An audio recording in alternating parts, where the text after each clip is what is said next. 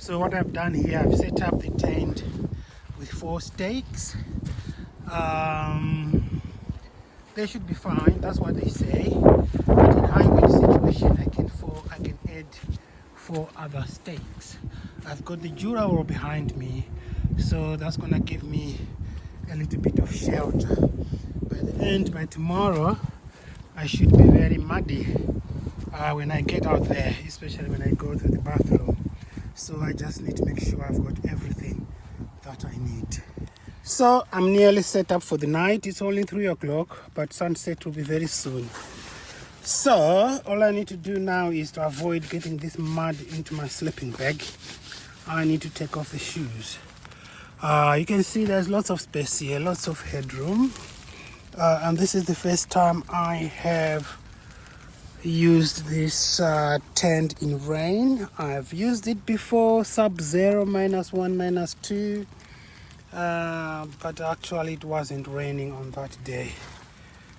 For the backpack, I've gone for the Earth Pack, which is fully waterproof backpack. For the Tour de Mont Blanc, I used the Zpacks alcohol 60 liters, but I wasn't very comfortable with it. I didn't like it, so I sold it on eBay. This one is more comfortable. There is no frame. You get a pocket outside, which is not fully waterproof, and then there are 2 other pockets on the inside.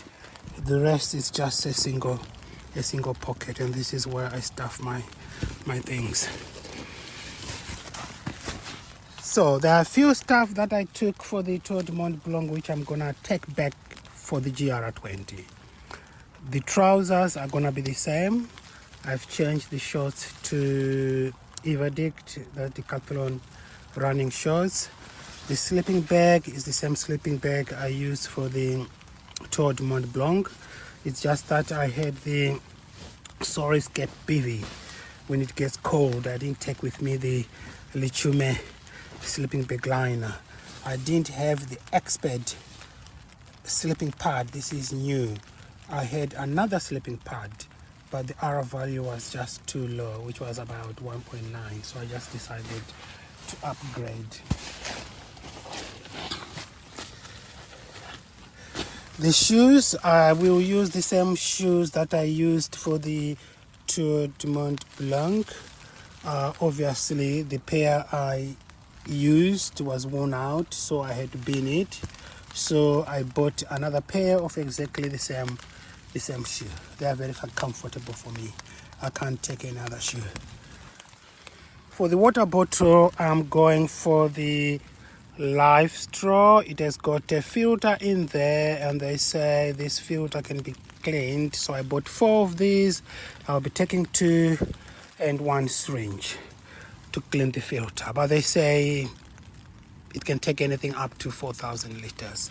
So far, I've been using it for tap water. I haven't really, got the sort of water that you'll be sharing with cattle along the trail. Well, if things really get tight or from the mountain. For the waterproof, I'm going to take the Columbia Addison Pack jacket. This is ultra light. You can fold it into the pocket, and within that pocket I can stuff my gloves and mitts. I can also stuff my Zpacks gaiters, and I'm also gonna stuff my Zpacks rain kilt, or it's basically a rain skate. So the rain skate is gonna replace my waterproof trousers because of the difficulties I had on the Tour de Mont Blanc. Waterproof trousers are really very difficult to take off when you are going up a steep slope, and then you are sweating, and then it rains, and then the next hour it's sunny. It's just a headache. So the skirt is gonna replace the trousers and these gaiters here that I got from Zpacks in USA. I've only used them once and they looked okay. For the pillow, I'll take the Zpacks ultra light pillow with a cable attachment to the sleeping pad. I didn't have this for the Tour de Mont Blanc. I'm gonna use the same hiking pole that I used for the Tour de Mont Blanc. It did a good job. By the way, I don't use 2 hiking sticks, just one will be okay for me. And then for waterproofing my tent, because what normally happens every morning, the tent is wet when you leave camp. So because if you can see my backpack here, sometimes I may have to put it inside there with all the other gear, so I need to waterproof the tent. Alternatively, I can just attach it on the top here using that belt if I get the chance, but I'll just make sure I waterproof it, because water will be dribbling down into the outside pocket. And whenever I get a chance along the trail, probably get an hour, 30 minutes to 1 hour, and dry it up while safe. I've changed my European plug to this one. It's working okay so far. The one I had was very bulky and took a lot of space in my zipped pouches. And this is the life straw syringe for flushing the life straw filter. So for the Free Duo Zpacks tent, the first thing I do is in the morning, I'll pack it in this small underwood aggregator pouch. Once it's in there, I can compress it much better than the stuff bag that comes with it. And once I've compressed it, I'll then put it in the waterproof Osprey dry bag. So for my tea, I'm not a fan of cooking, so I've got some salted peanuts, salted cashew nuts if I get hungry. I also have got some brown oats and a few brown oat bars. I've got 4 of them there. That should be okay for the night, because this is just for testing my gear.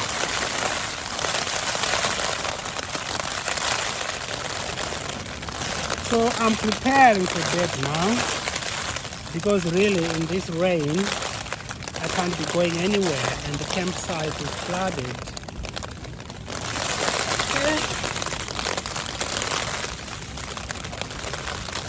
Ideally, I would prefer a quilt to a sleeping bag, because I can twist and turn a lot in the night.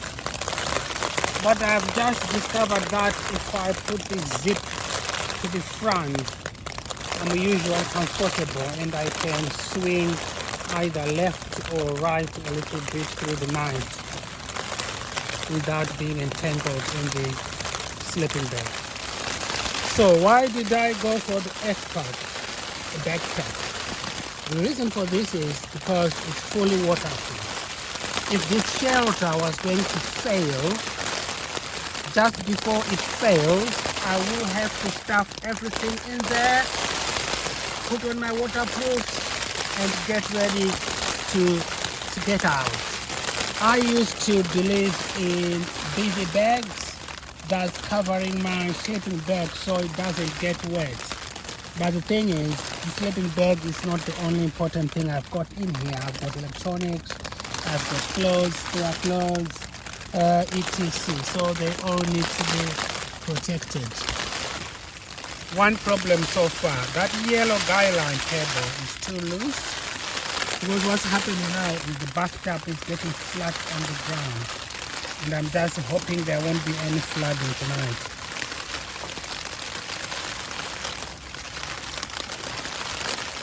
So this is the situation we face with most campsites. The ground is not level, and this is exactly what's happening here.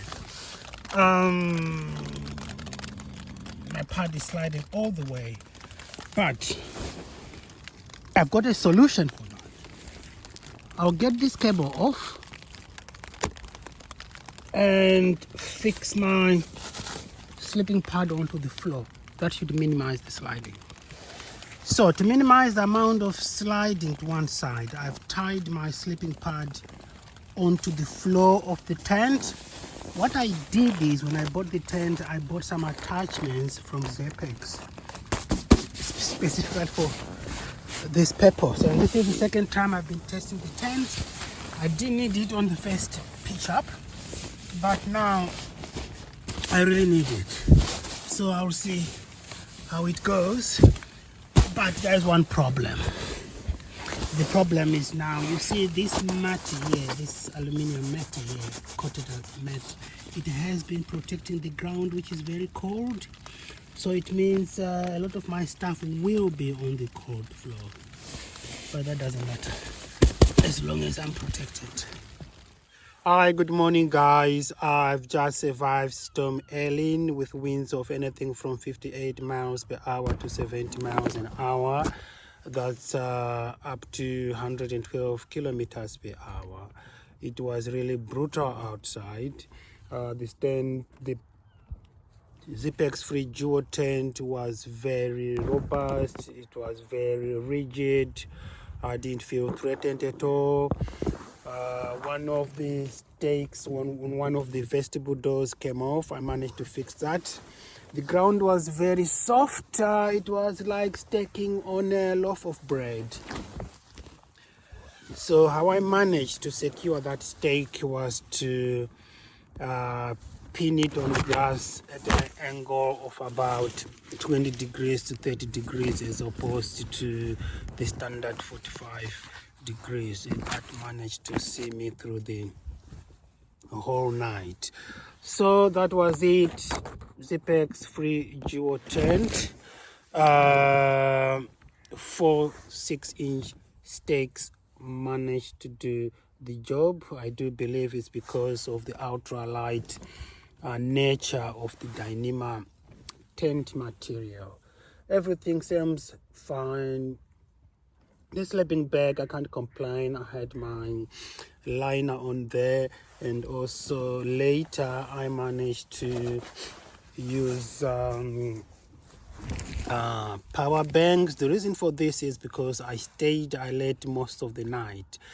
The high winds were anything from 5 to 6 hours, so it went all up to like 2 a.m. So I didn't want to go to sleep and wake up in wet, but that didn't happen. Okay, it's time to go home now. We catch up later. Survived Storm Elin. Bye. The place is all waterlogged.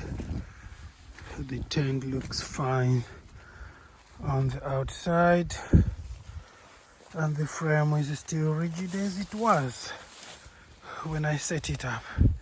And this is the vestibule door that had the stake come off, but it wasn't a big problem. So I'll take down the tent and go home.